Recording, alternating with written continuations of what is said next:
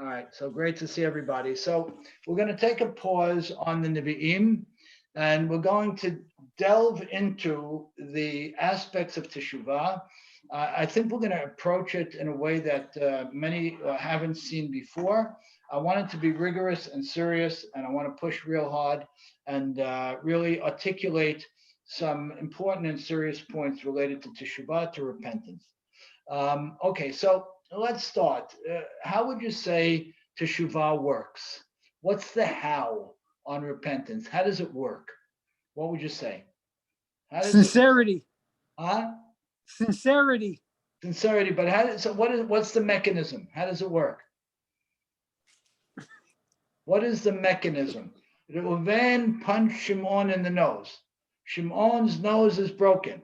It's happened. It's a fact. Reuven had every intention of punching Shimon in the nose.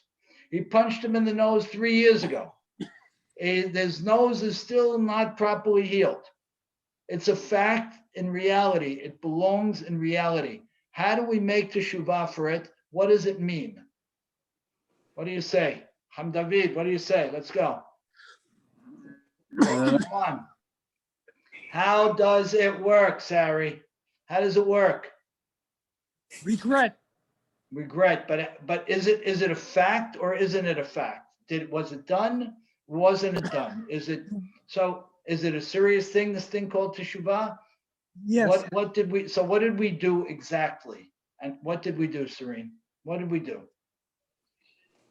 I guess we regretted our actions and we try not to do them again. Okay, but what happens to this guy's broken nose? It's still there. Yeah. Let's delve a little further and let's talk about how it works and let's talk about why it works. Wait, before you do that, yeah. Question. In other words, I know Elul is Teshuvah, but can't you do Teshuvah the whole year? 1,000%. So why is that rules? No, really, I don't get it. It's a fabulous point. It's a fabulous point. We're going to actually touch on it. Harambam Maimonides lists Teshuvah in the beginning of his first book, in the core halachot of how we think and how we live, how we pray. It's the core. He takes it, he pulls it out of anything having to do with the high holidays, and he lists it in the first book, specifically focusing on how we live, how we think, how we pray, how we study. He puts Teshuvah in there and he frames it as being something that's done every day. Good. Okay, have in mind, Reuven punched Shimon in the nose. I know it's not such a pretty image, but Reuven punched Shimon in the nose. He definitely regrets it, but Shimon's nose is broken and he intentionally did it. Okay, so in order to get a serious understanding on this, we need to go back to creation and what the human being is, who the human being is. Our rabbis say a very interesting thing. They say that we know the term bechiraf choshit, free choice. Our rabbis say as following: the angels don't have free choice, and the animals don't have free choice. The only ones who have free choice are people. So what does that mean, Rachel? The angels don't have free choice. Why not? Why don't the angels have free choice? They're messengers of God. They're messengers of God, and therefore what? They just do what they are told to do. Right. Their mitziut is all they are. Their reality is all they are. Reality is all they are. They have nothing other than what they are in that minute for that task. There's nothing else. And our rabbis say that they're too close to God in the overall structure to have any element of choosing. They're too close to God. There's no opportunity for them. So A, they are what they do in that moment, and then Zappo, they're gone. Let's put it that way. And B, they're so close to God in the structure that they have no choice. Good. What about the animals? Hey, Jeff, what about the animals? What about the animals? Do the animals have free choice? No. Why not? Why not? Why Maybe not? they're too far away from God. Perfect, Serene. The angels are too close. Rachel. Oh, Rachel said it? Sorry. Yeah. Thank you, Rachel. The angels are too close. The animals are too far. So what do we have sitting in this unique place? We have the human being sitting in the unique place. Good. So now we say that he and she have bechira chofshit, free choice. What does free choice mean? Free choice. The rabbis could have said they have bechira, they have choice. Choice is a big word. Angels don't have choice. Animals don't have choice. We don't simply have choice. We have free choice. Talk to me, Sari. What does it mean? So I know you want us to think that we have free choice, but the way I see really people and the way we live, I don't see that we have so much free choice. So talk to me. Tell me why not. Why? I just think, I don't know why. I do feel like things are laid out before us, before, I just think I don't think there's that much free choice. So what's your sense of it? What does the person do? How does it work? How does it work? I think people are just looking to survive. That's what I think. You know something? If that were true for me, I wouldn't look to survive anymore. I just call it a day. If that was how I felt about life, I would call it a day. Honest, personally, I would do that. What's your definition of free choice? Let's go there. So let's go there, because this is something So- that Rabbi Akiva Tatz writes out in one of his Sefarim. He addresses it in a very exciting way. And he says the following, and I want you to hear it. And Sari, hear this and struggle with it, okay? He says that if we said people had choice, that would be great. And by the way, they have the ability to choose. An angel doesn't, right? Makes sense. And an animal certainly doesn't. So they have the ability to choose, meaning that an adult or a person can know that this is right and this is wrong, and he can choose wrong. That's a choice. If it was something instinctual, then he would have to choose right. A person can know that this is right and this is wrong. This is safe and this is dangerous. The animal will only choose what it can assume is safe. The individual can choose dangerous. Okay, that's a choice. We could have said Dayenu on that, and that would have been great. Again, safe, dangerous. Instinctually, I only can choose safe. But a human being can choose dangerous. Yeah, Serene? Yeah? Serene, you were going to say something? Lost you. Serene, were you going to say something? Oh, sorry. Yeah, I broke up. It broke up for a second. Froze. Oh no, I'm saying when we have choice, but the repercussions of our choices are like, meaning the word free. It doesn't really. We don't really see the results of our actions right away, so we won't know if it can't be instinctual. It can't Like be. we're not really, like we're not getting the punishment for our actions right away, so we're able to make those choices freely. Good. Okay, fine. That's right. That's fine. But let's go a little bit further now, right? That's fine. Sorry. That's fine. So what does the free element mean? I have free choice. Sari, I want you to struggle with this. I have free choice. What is added by the term free to the word choice? If I don't know the results of my actions, and therefore I'm not afraid of what's going to happen, I'm not guaranteed an X or a Y solution, that means I have choice. As Serene said, that's great. But if I have free choice, what does that mean? What do you say? I think it's a beautiful chidush. It says, anybody, any thoughts? It says as follows. We say that, and I struggled with this. I want you to really take it in a serious way and struggle with it for a minute, whatever it takes. We know that Akadosh Baruch Hu created yesh me'ayin, something from nothing, right? How are you? Everything was created something from nothing, right? There was nothing. There was absolutely nothing. And God made the basic substance of what the earth would be made up of, and then he constructed from that. But the term, as many of us know, is yesh me'ayin, something from nothing. Our rabbis say that the word free or chofshit added to the word behira or choice means a person can choose based on yesh me'ayin, based on something from nothing. What do you think that means? It's a great one. What does it mean? What do you say? How did Hashem make something from nothing? How does he do it? He wills it into existence. He wills Like how?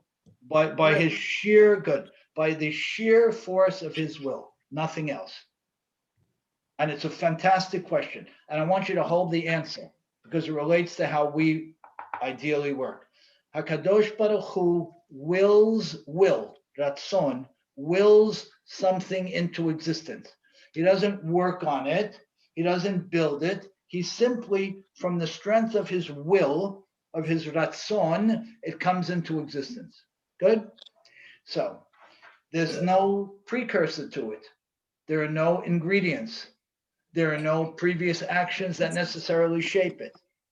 When our rabbis say that we're close enough to God, but not too close, to have Bechira Chofshit, it means our will can detach itself from any of the circumstances that have been in our lives, from any of the things that have deeply influenced us, and can make a choice. That's a grand slam idea. Again, the animal is instinctual. If the animal says safe, dangerous, he's only going to safe. The human has a choice. So if he says safe, dangerous, he can still choose dangerous. A human being can and will choose to go into a burning building. An animal will not. Okay, now, but the rabbis go one step further. They say a human being has the ability to ignore all his or her pre-programming based on his ratzon, his will, and do what he wants. It's yesh me'ayin. It's something from nothing. It's baseless choice. It's conditionless choice. How do we feel about that? It's creating. It's creating, exactly, Rachel. It is creating. Perfect. So what this establishes for us is that we have the unqualified ability to create. Nothing, none of the things that influence us must influence us. None of the things that do influence us must influence us. We can disconnect from anything that has been in our lives, all of those who have impressed us deeply and heavily, and do what we want. Okay, so far? That's ratzon, that's will, that's bechira chofshit. That's absolutely baseless choice. It's a yesh me'ayin choice. Okay? Hold that up there for now, because again, Wait, Ricky. Yeah, go ahead. So it sounds like it's like a negative thing Why? because you're not basing a choice on anything that's like relevant. Like you could just make any choice. It sounds like it's not responsible. That's right. That's 100% right. It can go in the negative, and it can Right. go in the neutral, and it can go in the positive. I don't have to listen to anything that is talking to me from inside of me. I don't have to pay attention to my habits. I don't have to pay attention to my fears. I don't have to pay attention to my anything. I can ignore everything that makes me up and draw out this thing called ratzon and do what I want. That's what we're saying here. It's a very big statement. What we're saying is that nature will never be as powerful. No, excuse me. That nurture will never be as powerful as nature. Nurture, in other words, how a person grew and developed and was programmed and was taught, will never be as powerful as nature, what the person inherently is. Okay? Now, hold that up there because it's a little bit hard, and we got to work it a little further. And now we're gonna play with something that speaks a little differently. Let's go to it. Harambam writes, and we talked about this a number of weeks back, that Reshut l'chol adam netuna lahatot et atzmo. A person has the ability to lean in a certain direction and make the choices he wants to make. Okay, so the Harambam is saying what seems to be a little bit different.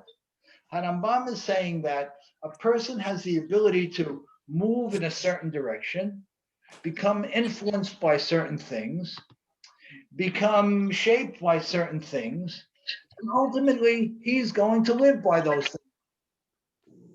With me, let's go this way again. We just said, according to Rabbi Tatz, who's quoting many Chachamim, that a person can live and work and think yesh me'ayin, something from nothing, absolute, uninfluenced choice. Harambam, in the fifth perek of the laws of Teshuva, seems to say differently. Harambam says that a person will move himself in a certain direction, be influenced by that direction that he's taken himself into, and ultimately end up there. So, which one is it? The answer is, it's obviously both. A person can ignore all of his life circumstances and all of the life influencers and all of the fears. He has the capacity to do it. He is not imprisoned to them, and make a decision or take an action. Or, as Harambam writes, a person can become subjected to his life experiences, his fears, his influences, and so on, and become subjected to them and make decisions based on them. Okay, so far? Mm-hmm. Yeah. We should be having a little bit of a hard time with this. I hope we are. I hope we are. Okay, now, so what do you want to do? Where do we stand? So over here, yeah, I want to add one more element, and then we're gonna break it out. We have three types of sins. What are the three types of sins? These are terms that you should own. Three types of sins. What are they? Is it avon, Beautiful. What else? pesha, Avon, pesha. pesha, and chata. Beautiful. Chet. Good. So what is the least onerous from a punishment point of view, La'alenu? What is the least, huh? By accident? Right, by accident, Yeah, that's shogeg. Beautiful. That's shogeg. We're not even going to talk about that. Where a person inadvertently did something. These are intentional actions. Yeah, intentional actions. Great. So, what is the least onerous of these three? Chet, avon, and pesha. So, from a punishment point of view, chet is the least problematic and the easiest one to atone for. Chet means I inadvertently did something. I could have known the law, but didn't. I could have taken more care, but didn't. I was a little bit unaware, a little bit lazy, and therefore slipped into that sin. That's called a chet. Avon, which is more severe, means that I intentionally did this thing. I knew this hamburger was unkosher. I absolutely knew it, and I ate it. That's more serious, obviously. The third one is pesha, which means I knew the hamburger was unkosher and I wanted to stick it to God by eating it. I wanted to say, you see this, God? Who cares about you? Or Juzi, or Torah. That's pesha. Good. So, on Ricky, what was the first one again? Chet. What was that? Chet means inadvertent, means, but I wasn't paying enough attention. I could have known the answer, but didn't.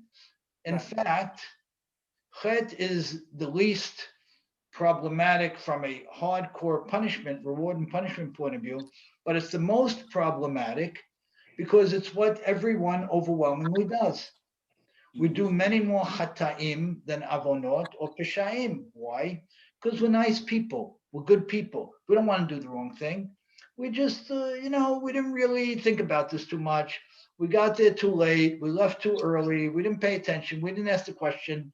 So and therefore, the korbanot, the sacrifices, are overwhelmingly, not over, almost entirely focused on chet. How does a person remove from himself the punishment of doing a chet, of slipping into something? He brings a sacrifice. So what was the most prolific way of failure for the human being, for the Jewish person, was chet, which is the simple stuff. Again, it's not something intentional and it's not something rebellious, but it's something most of us do most of the time when we do the wrong thing, because we weren't on it. We weren't so focused. We weren't so rigorous in terms of it. Good. So let's recap real quick. What is Teshuvah? How does it work? Reuven punched Shimon in the nose. His nose is broken. That's a piece of reality. It's Reuven's reality. It's Shimon's reality. Anything, excuse the exaggeration, cute that I might do or say doesn't change that. Drop down. Let's figure, what are we doing here? Well, we see this very unusual characterization and qualification for a human being. What is that? He is put in this remarkable place, in this structure of spiritual to physical, this remarkable spot, not too high and not too low, in order for him to have enough godliness in him to be able to make a decision free of any encumbrances, and enough physicality in him to use that to engage the world. Incredible position for man. Incredible. Again, if it's nature versus nurture, nature wins. Now, what is that element of the human being that is winning? It's called the will, the ratzon, that which is inherently our our decision-making and personality-forming DNA. Good. Well, what about what Harambam says, that a person can slip into a certain lifestyle and then, be like compelled to follow that lifestyle? It's true. And we see it in the pecking order of sins, chet, avon, and pesha. Chet means I stumble into it just because I'm not plugged in, which is really where most of the problems lie. Avon is something deliberate. Pesha is something rebellious. Most of our problems for all of us and for all of the Jewish people throughout time have been chata'im, have been category A, which really is something we do because we just didn't care enough to get it right. Okay, so here's where we start to pull the pieces together. Teshuvah, an action related to the will. Teshuvah is my attempt to impact my will. Now, where do most people focus their teshuvah? Where do most people focus it? Action. And action. Most people say, okay, I'm not rigorous enough with kashrut. I failed to do this thing on Shabbat. I'm not understanding enough with this thing, ben adam l'havero, between man and man. And then, in a sense, it becomes harder for us because we go through this whole month, and especially on the holidays, listing one action after another.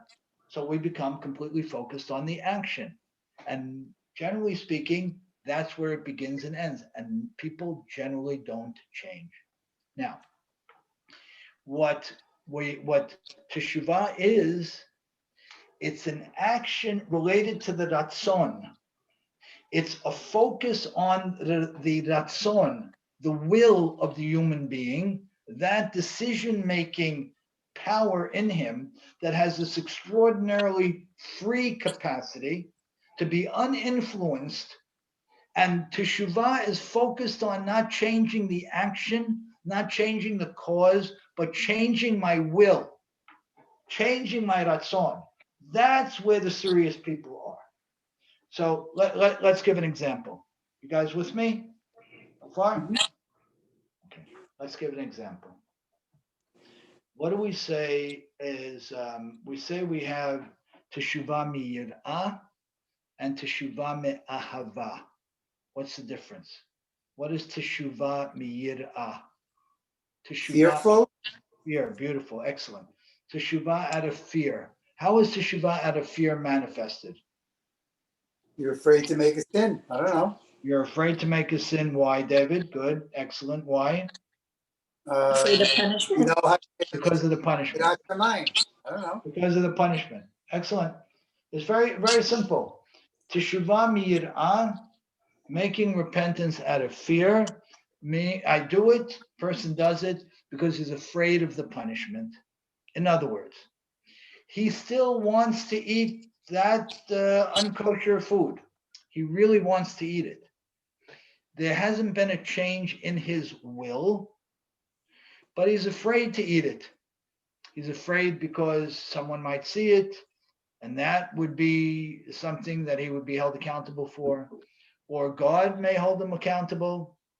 So teshuvah miyir'ah is something because the person is refraining from the action, but it's not where we want to be, because it means that the action is still part of me. It's still something I want. It's still something my will, my ratzon, is pining after. I'm just afraid to get whacked. I'm afraid to get hit. I'm afraid to get punished. So I don't do it. What's teshuvah me'ahava? What does that mean?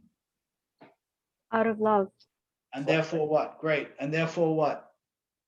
because as we love our parents, we want our parents to be proud of us, and we want to have a good relationship with our parents. So the same way we want we want to serve Hashem, and Hashem to, in a way, to be proud of us. Beautiful. So what did we do, Shulamit? What did we do? What did we do?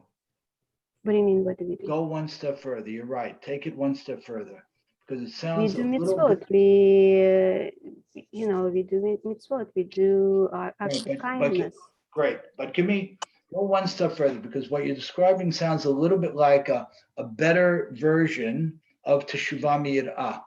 Tell me, what did we actually do when we make teshuvah me'ahava? Your parallel to parents is great. What did we do when we made teshuvah me'ahava? What did we do? Yeah, Hava. Well, as an example, you mean? Yeah. Something, let's say I feel that I wronged someone in speech, I would take action to correct it, to make a bond. If the person is upset with me, I would instead of just, Okay. leaving the situation and walking away from it, I would, take effort to make peace with the person and try to invite them for Shabbos meal or something. Fine. Great. I'm going to take what you're saying one step further. Tell me if you're comfortable with this. And you guys tell me if you're comfortable. Teshuvah miyir'ah, teshuvah out of fear, means I still want to do it. My ratzon, my will, is still interested in X, but I'm going to do everything I can to avoid it because I want to be a better person. I want people to think better of me. I want to think better of myself. It's a beautiful thing. And by the way, it works. Teshuvah miyir'ah, teshuvah out of fear works. It's legitimate. You get the stamp. You made teshuvah. But what do we want to be doing? We want to be making teshuvah miyir'ah. God bless you. Teshuvah miyir'ah means I don't want to do it anymore. I don't care about that. In other words, simple example is that the person who is eating unkosher and stops eating unkosher because he's afraid of being punished, or he's afraid that people will see him in this and that restaurant, or he's afraid of what a friend might say. Did he stop eating unkosher? Yes. Is that considered teshuvah on some level? Absolutely. But the person who makes teshuvah from ahava, he transformed himself. He doesn't care about that anymore. It's not part of his life. He's done with that. He's moved beyond it. I'm going to give you, excuse this example. It's a crass example. Excuse it, but it's a very real example for men. The difference is when a man is walking down the street and a beautiful lady is walking down the street, some men will not look at the lady because they say, I love my wife, or if my wife saw me looking, she'd be hurt. That's Teshuva Miyir'ah, repentance out of fear, and it's legit because he's not looking at the lady anymore. And other people will never pick their head up or will stop picking their head up because they don't look at ladies anymore. That's the difference. And that's a profound difference. So what am I doing in Teshuvah? I'm drilling deep down to the core of who I am, to what drives my decisions, to what drives my thoughts. I'm evaluating it and I'm demanding change of it. I want to stop doing the things that I know are wrong for me and certainly wrong in my relationship with God and my world. If I by default I do it because I'm afraid or I don't want to be viewed that way or something, great, done, good at something and it works. But fundamentally, what I want to be doing is I want to be drilling down deep, way past the actions, way past the causes of those actions to who I am and how I feel and how I think and how I respond, not even how I respond, how I feel and how I think and how I approach my world, how I approach my decisions when they come to me, my ratzon. What does it look like? What does it look like? So things like generosity, things like anger, things like fears, things like being critical or judgmental, things like that are the way to get to my ratzon. They're not my ratzon, my will directly, but they're the way to get to my ratzon. What is this anger? It may manifest in me punching the guy in the nose. Well, where does it come from? What does that fear come from? What does that sadness come from? What does that insecurity come from? If I drill down to that level, the actions are up here. They're almost frivolous. They're just symptomatic. If I go down here to what prompts those actions, and I stay on that, I'm going to end up in a place where I'm transforming my decision-making DNA. And with that, I become a different person. And then to go back to our first question, how does it work? And it's spectacular. So now the Reuven punched Shimon in the nose. The Reuven drills down into his ratzon, his will, that which has the ability to make decisions regardless of anything that has shaped it up until that point in his life, up until that minute. It can make absolutely independent decisions. But Reuven drills down as far as he can to figure out what was the origin of the cause that influenced his decision in this direction. He goes all the way there. Once he does that, and he embraces it with a positive, excited, objective, pro-life, pro-happiness, pro-have a great time, so to speak, perspective, that sin is not part of his DNA anymore. It's not part of his ratzon. It will not show up again, more than likely, outside chance, but more than likely it will not show up in his behavior again because he's drilled down to where it all starts and he's moved over a drop, a degree or two. So what happens to that action? Our rabbis say a fascinating thing. It's part of reality. It can't go away, but it becomes part of the overall hitkadmut of enoshut, meaning it becomes part of the overall progress and development of humanity. And it's part of the good and the other that happen in a general sense that must happen as humanity in general and the Jewish people in particular are becoming better. So, do I erase it from reality? I can't, and that would be silly. I just make it no longer part of me because the ratzon, my innards, my choice related innards, where it all comes from, have been impacted. Good. Let's hear some of your thoughts. Any thoughts? Are we comfortable? Sari, what do you say? I don't know. I can't comment. Okay. All right. Okay. Think about it. What are your thoughts? Serene, what do you got? Your mute is off. So what do you say? I don't know. I feel like Teshuvah me'ahava is very hard. It's not something that you get to right away. So I feel like you have to fall back on the Teshuvah me'yirah because there's a reason why you made the sin in the first place. Obviously, you're not ready to just wipe it away so quickly. So I feel like it's like a Teshuvah me'ahava is more of a process than Completely agree. Completely agree. But let's know that, and again, I'm going to use this crass example. But let's know that the guy walking down the street who so for a period of time he's looking at the lady, right? That was wrong. Okay. Now he stops looking at the lady because his wife may be standing 10 feet behind him. He doesn't know, or his cousin or his son, right? So he stops. Okay. So that's the Teshuvah Miyirah. Okay. He has the sensibility to stop. He has the awareness to stop. It's certainly a very, very good thing. It's teshuvah, it's accepted, slate clean. But in terms of the where we want to be and how we want to be, we don't even want to be looking. We don't care. We fell out, we're done. It's not part of our life anymore. How fabulous is that? I don't care about this anymore. It doesn't move me.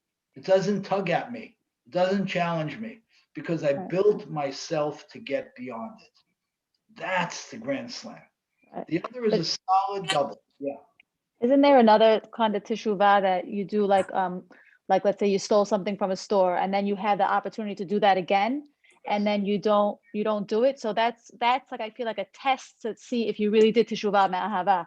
Because if you don't do it again, that means that you really Excellent. Now, if I didn't do it again because I was afraid somebody might see me running out of the store, to your point, excellent. It is still teshuvah, but it's not teshuvah me'ahava. It's not teshuvah out of love, but it's still teshuvah. But if I didn't do it because I'm afraid somebody will see me running out of the store or that I'll get caught, but I still didn't do it where the person had done it 100 times before. 100 times before he did it, and now he doesn't do it. Beauty, grand slam.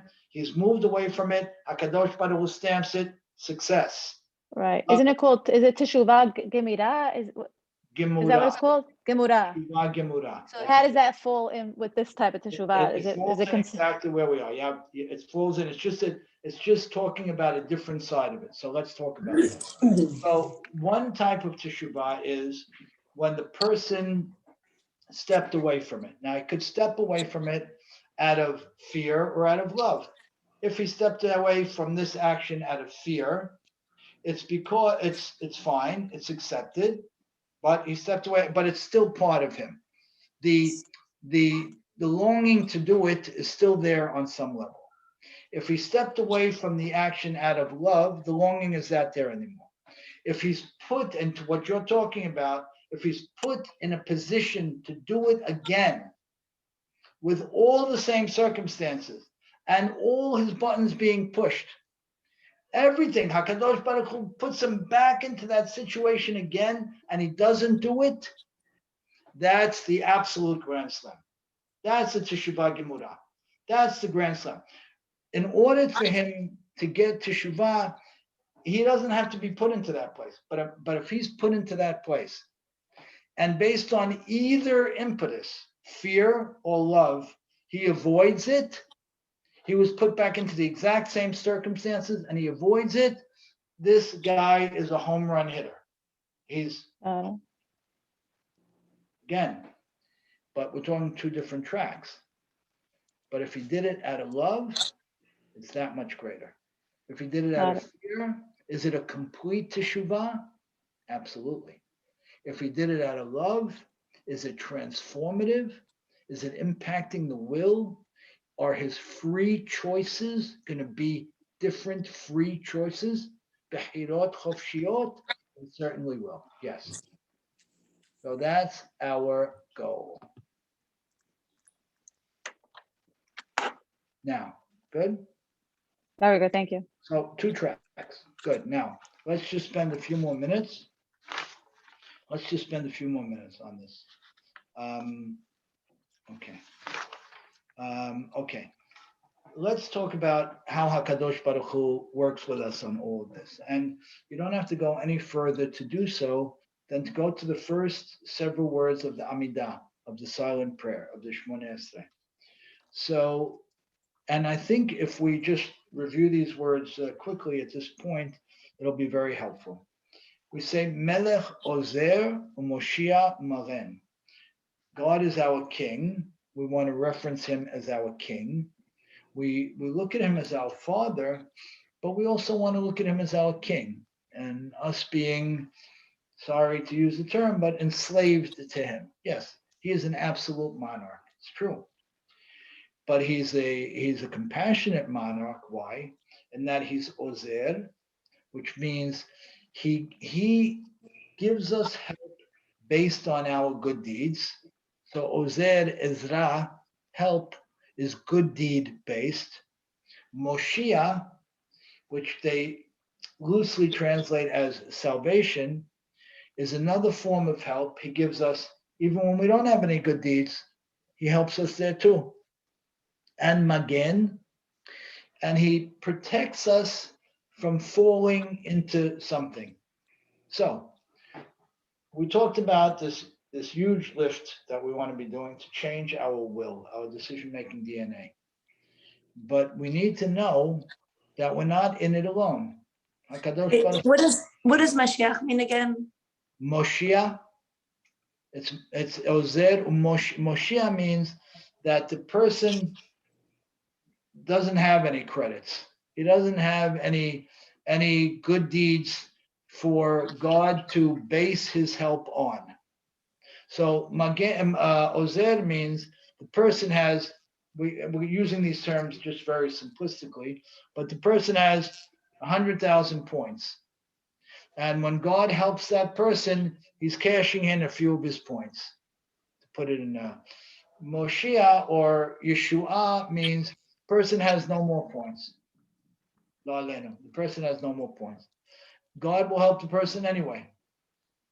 The third case is the person may or may not have points, but God will block and tackle for the person so that he or she never falls into this issue. So, on the one hand, we said that what is Teshuva and how does it get done is not so easy.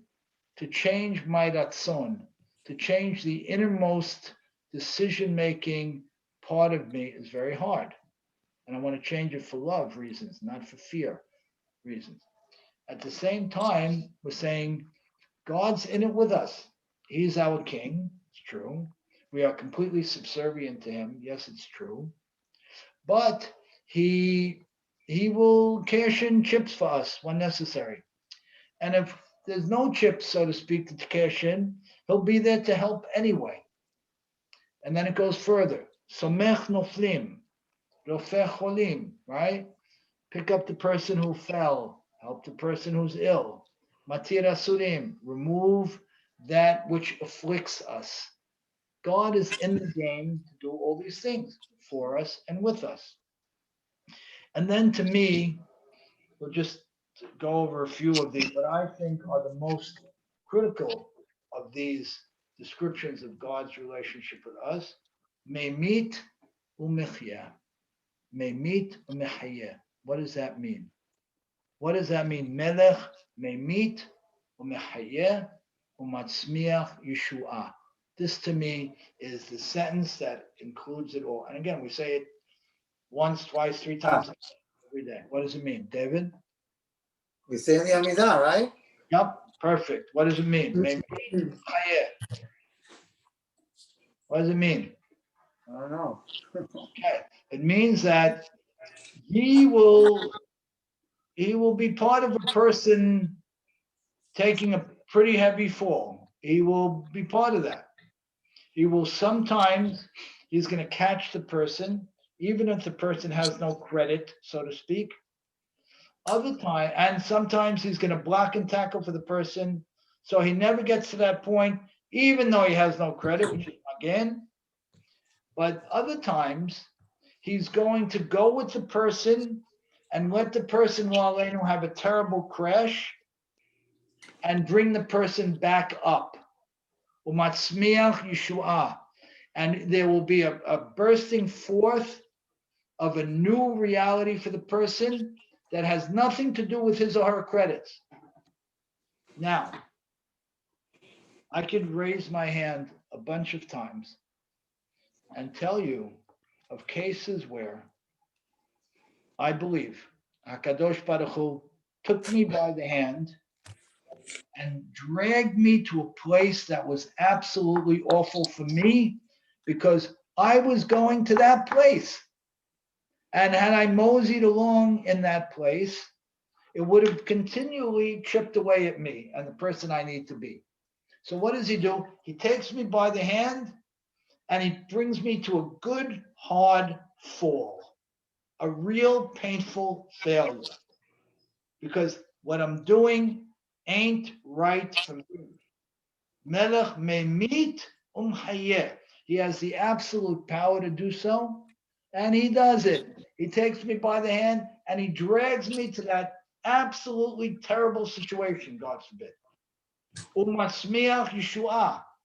But then he gives birth to the Yeshua, that creditless salvation that he knows I need, and he's super willing to give me. So if I look at things this way, I'm looking at Teshuva in a much more significant way. No, the Teshuva is God's greatest, we say God's greatest gift to man is Teshuva. It's his greatest gift to man. Not because it lets man off the hook, but because it forces man to be absolutely honest with himself. And there's no greater gift than that. Because if I didn't have the opportunity to make Teshuva and to drill down to what drives me, to what shapes my decisions, I'd never be able to really change and grow. You know, and the classic thing, and you've heard this from me a few times before, and you'll hear a lot of people say it, the classic thing is the typical New Year's resolution that people used to make on the radio on New Year's Eve and all that stuff that overwhelmingly didn't mean anything. So Teshuva is not a New Year's resolution at all. Teshuva is recognizing HaKadosh Baruch Hu as the king who's in it, who'll take us down a tough road sometimes for our own benefit, a painful road for our own benefit, expecting, wanting a change of will, a transformation of self that will beget an emergence of a new person. And I think people who are plugged into Teshuva Me'ahava will have experienced cases, as Serene mentioned, where the circumstances are overwhelmingly or almost completely the same, and they beat it. If they beat it because it simply doesn't affect them anymore, who cares? I'm done with this. It's a fantastic level to be at. The guy doesn't pick his head up and look at the beautiful lady anymore. He just is absolutely beyond that. He doesn't think about doing this thing on Shabbat. He doesn't think about treating this person a certain way. He doesn't even think about it anymore. So if he's put in the position to do it, he'll be looking at the circumstances and saying, I don't know what you're talking about. This is so far away from me. So that's what we're looking for here. And that's why, to David's point early on, Teshuva is not something we do once a year. It's something we're doing, God willing, all day long, every day. It's liberating. It's life enhancing. There's nothing that gives us more happiness than this. To be rid of the junk and to embrace the good stuff, to be honest enough to face the junk and to fight it down, to know that we don't live in some hocus pocus world where that negative action disappeared. We just live in a structure where HaKadosh Baruch Hu says it doesn't apply to you anymore because you're not the same guy or gal. So it's not there. It's not yours. There's one other point I want to mention, and we'll wrap up. The third beracha of the Amidah is Ata Kadosh, right? You are Kadosh. And we said, Doshim Chol Yom Yaduch HaTorah. We've talked about this before some of it. Let's wrap up in a couple minutes with this. What does Kadosh mean for us on a practical level? Who remembers this? We did this together, some of us. Anybody remember what Kadosh? Huh? Being holy. Holy. What does it mean on a practical level? You might remember. So this is a very important thing, and it really wraps things together, I believe. Kadosh, Rashi explains in Parashat Kadoshim, in the first pasuk, where it says Kadoshim to you. Kadosh means, and know this phrase, it's a valuable phrase to know. Parush min hamutad. Who can tell me what that means? Shulamit, you got that one? Parush min hamutad? Mutar is Be allowed something to. that's It's what? Mutar is what? something that's Oh, you're allowed. not You're allowed. forbidden. It's Beautiful. not forbidden. Beautiful, perfect, excellent, David, excellent. Parush, to- I'm not sure. Okay, good. So parush min hamutad means to Parush separate. like Perush? What, Dave? Parush, the same word as Perush? No, it means hafrasha in this case, like mafrish chala. It's to separate a piece of the chala. In this case, it means to be parush, separated from that which is permitted. Serene, what does that mean? That a person is kadosh, is parush min hamutad. What does that mean? Separate from what is permitted. Like, I think you have to go like the extra step. Meaning what? I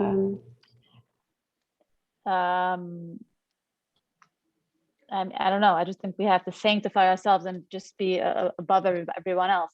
So great. It goes like this. I would qualify it just a little more from what you said. I would say as follows: if a person wants to change his ratzon, right? He wants to change his reference point, how he looks at the world, how he feels. Yeah, it was done. He wants to change, right? So that his free choices can be more exceptionally good for his own personal growth and happiness and those around him, right? He wants to rid himself of all the junk, all the negativism, all the cynicism, all the preconceived notions, all the bad experiences, all the fears. It sounds very hard, right? It sounds impossible. We're human beings, but we can do it to a great extent if we drill down to the core of where it all starts.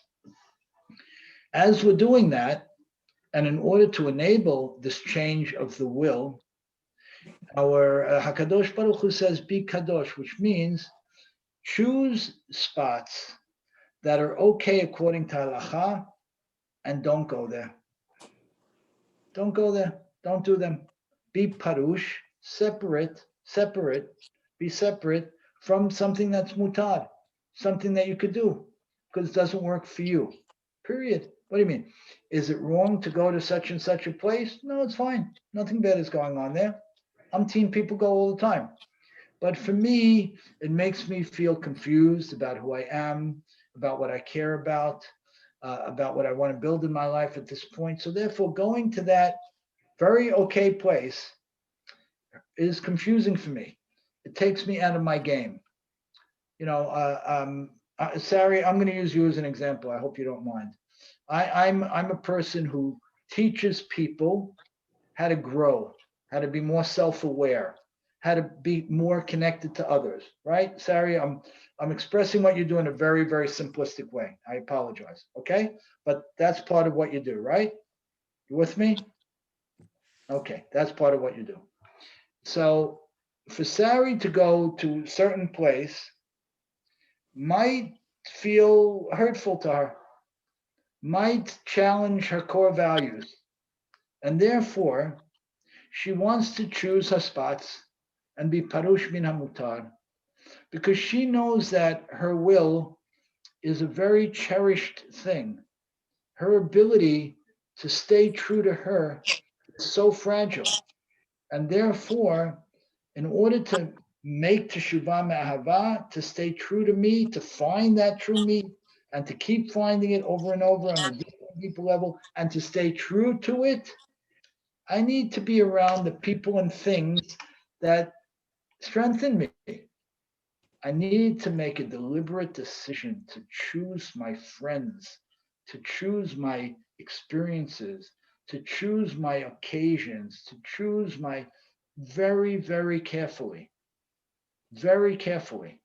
And when you make a proactive decision, when you make thank you, thank you, Shlomi. We're going to wrap up in 2 minutes. Thank you. Thank you.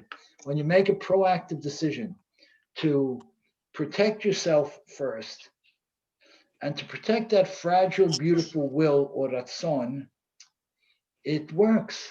It works. And what it means is enough self-love and self-determination and the perspective that I come first. I come first. I come first. I come first. And that's what Kedusha is, that I move myself to a reality that's protective of that very fragile and sensitive ratzon called me, my ratzon, my will. And that's what I want.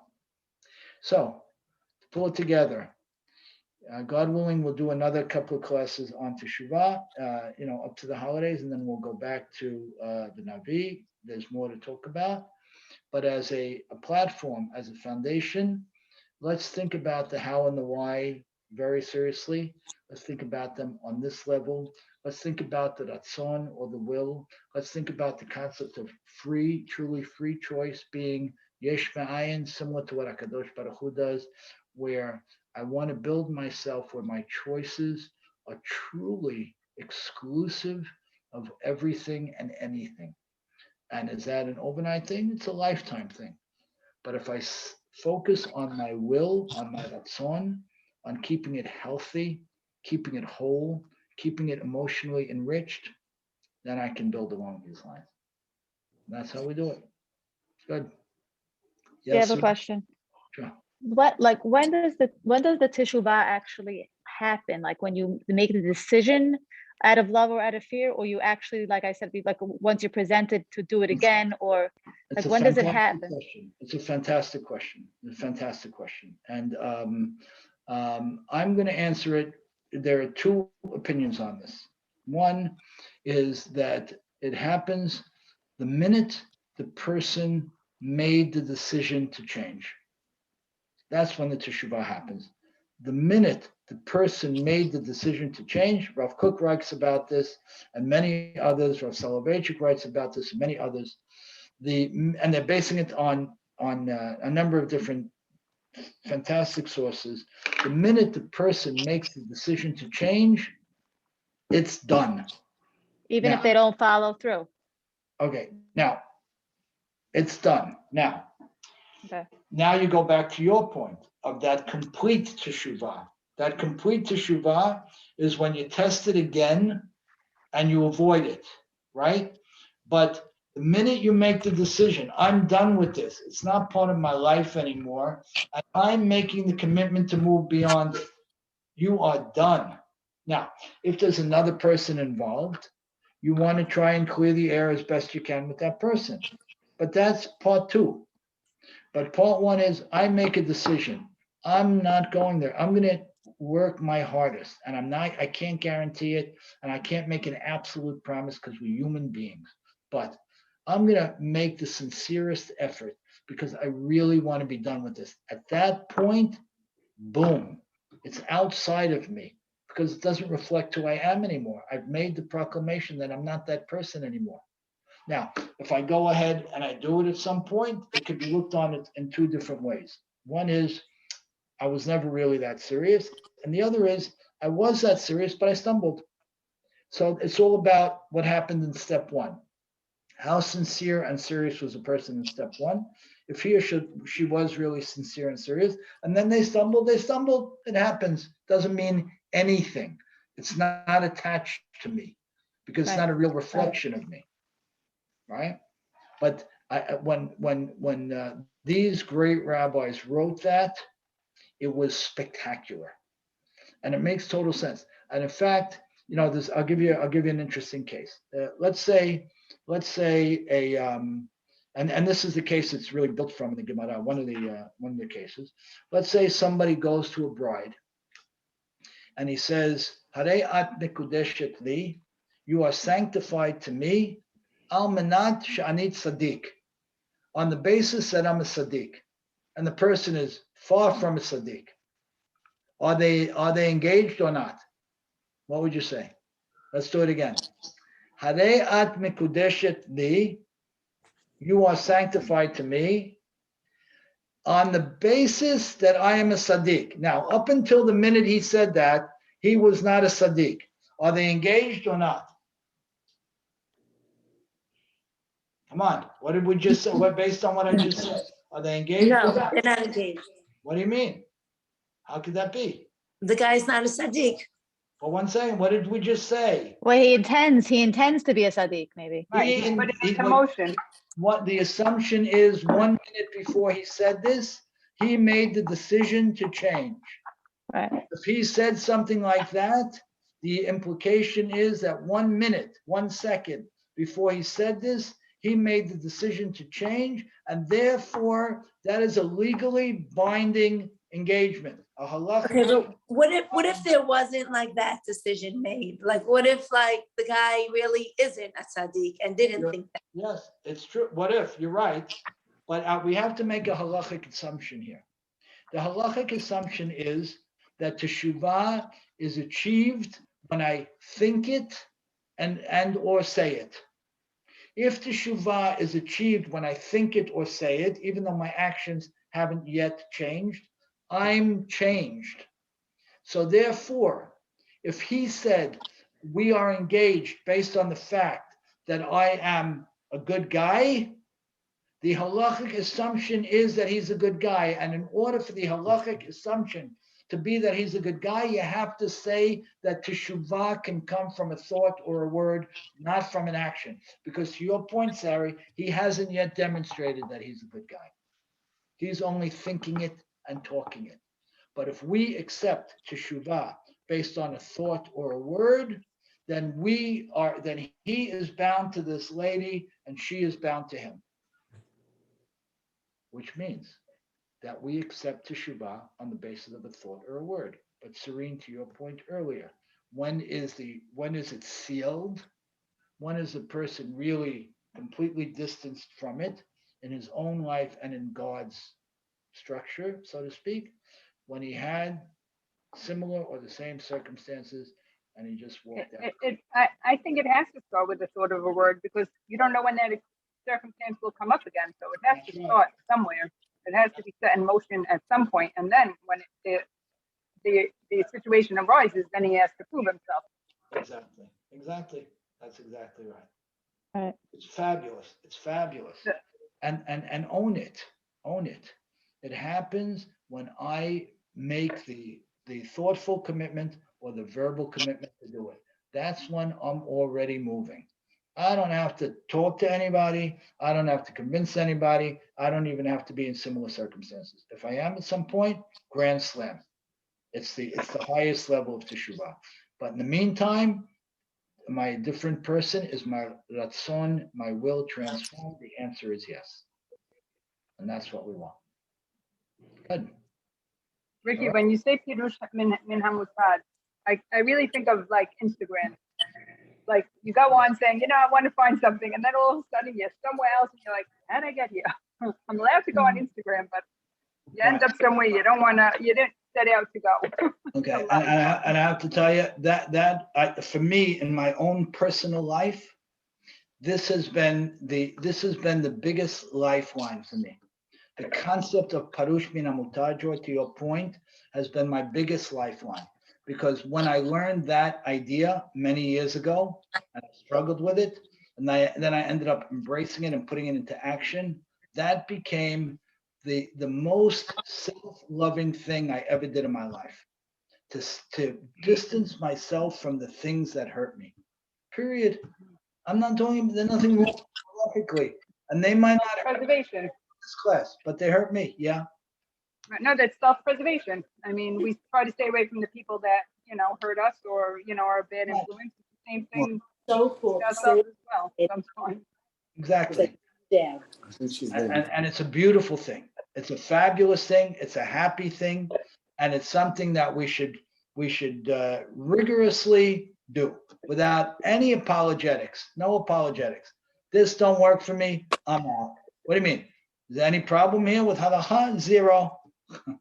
I'm out anyway. I'm out. And I'll tell you one last thing, okay? One last thing. But how is that kadosh? How is it kadosh? You tell me. Separate. You tell me, Sari. Tell me how is it kadosh? What is kadosh? How? Flesh it out. Try to answer the question. How is it kadosh? Like I would think kadosh is like being pure. It ain't. It's not. You want to stay pure. I guess you could call yourself more pure if you're not dirtied by situations that hurt you. Exactly. And so you can certainly feel yourself, and you will probably be more pure, certainly emotionally, intellectually, experientially. Kadosh means I live in a separate reality, my reality. You know, Kedushat Hashem means HaKadosh Baruch Hu is, Kedusha means separateness. Kadosh doesn't mean holy. We mistranslate it as holy. Kedusha means separate. It means God lives in a separate reality. When I create my separate reality, that's surrounded by only the people who enrich my life, and only the experiences that enrich my life, and only the people who give me clarity, and only the things that give me joy. If it's just that, that's Kedusha. It's a separate reality. I'm willing to build my own reality. Now, does that mean I don't say hello to people? I don't talk? Of course I do. But I guard myself very, very carefully. And the Torah wants you to do that. It's a biblical imperative to do it. Because the person who is self-preserved that way is going to be happier, is going to grow more, is going to be able to build on his dreams and her dreams and remain more optimistic and so on. All that good stuff. Ricky, I just have one question. You were saying Teshuva me'yira and Teshuva me'ahava, but aren't there other kinds of Teshuva? Like, what about just being aware of something, being with your intelligence, or what about your like emotional state? Like you just said, to separate yourself from something because of just, you know, that emotionally it's not okay. So is that qualified as a different type of Teshuva, or it all falls under your ahava? I think Like, it can, so it's a great question. What would it qualify as? So your question is, can everything be put in either yirah or ahava? I would say like this. I know for myself, I would say as follows, that in certain things, my teshuvah is from ahava, from love of God and love of life and love of myself. And in other things, my teshuvah is from yirah. So I think it can be line A with teshuvah out of just knowing it's wrong, knowing it's inappropriate, knowing it's silly, knowing it's hurtful, knowing if I do it, I'm going to be less of a person. I think I could put a lot of stuff in that box. right. And I could a lot of stuff in the box of, you know what? I love God. I love life. I love myself. And I want to only make that more deeper and more strong. And I would put the stuff that I step away from that into the Avah category. But yeah, I think you can sort of, yeah, right. Thank you. All right, good. We good? Great. Thoughts? Rachel, any other thoughts? Thank you. You good? Yeah. Yeah, no. So I the only thing I'm thinking is I've been doing this this ratzon work for like the last year. Uh-huh. And I think it's everything that you're explaining and then some. Oh, so you actually agree with me this time. Look at that. I agree with an exclamation mark. No, I think it's life changing, and I think most of it comes from Teshuva Ahava, however you're saying it. I think a lot could fall under that category, and the results, I don't know if that's the right word, are exponential. I don't even know. Exponential. I think that's right. I'm thrilled. I'm very happy for you. I think that's super. That's great. They are. Everyone should get on board. Everyone should get on board. Great. Excellent. All right. Thank you very much. Great to see everyone. Thank Have a you, Ricky. fabulous week. Thank you. Thank you, you too. Thanks for the class. Bye, Ricky. Bye.